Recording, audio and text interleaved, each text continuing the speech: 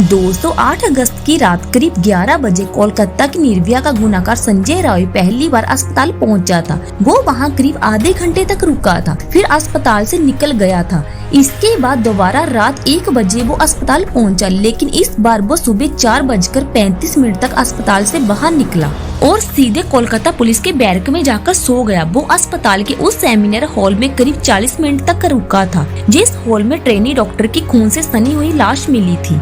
दोस्तों पीड़िता की दोनों आंखें घायल, मुंह से रिसता हुआ खून, घायल ओंठ, पूरा चेहरा जख्मी, गर्दन घायल, दोनों हाथों की उंगलियों के नाखून टूटे हुए, जख्मी प्राइवेट पार्ट से बहता खून, बायां पैर जख्मी, पेट घायल, दाहिने पैर की एड़ी जख्मी, दाहिने हाथ की रिंग फिंगर टूटी हुई। ये जख्मों की वो लिस्ट है जो कोलकाता की ट्रेनी जूनियर डॉक्टर के हिस्से आई है। जब ये लिस्ट कलेजा चीर रहा है तो सोचिए, हर जख्म की कहानी की तरह सुना दी जाए तो क्या होगा।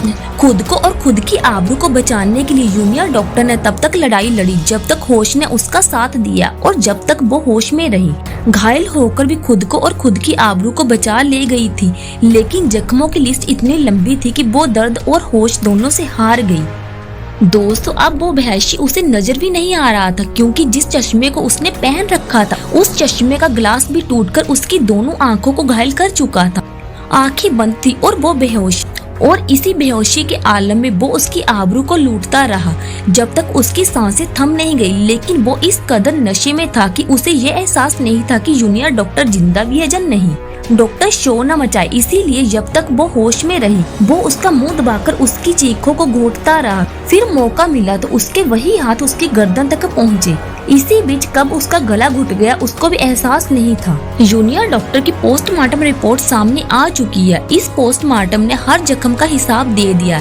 रिपोर्ट कहती है कि जूनियर डॉक्टर के जिस्म पर जितने भी जख्म मिले वो उसे तब मिले जब वो खुद को बचाने की कोशिश कर रही थी।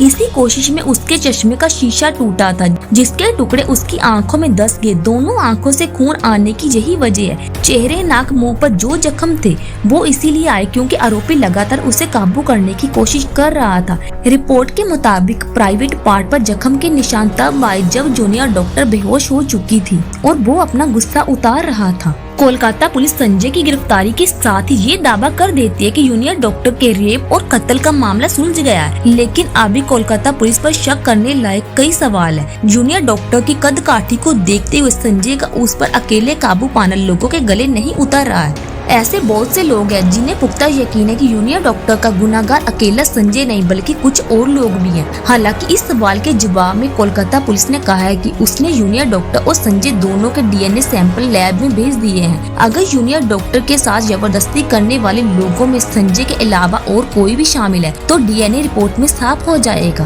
फिलहाल दोस्तों इसके बारे में आप क्या कहना चाहते हैं नीचे कमेंट्स में जरूर बताइएगा।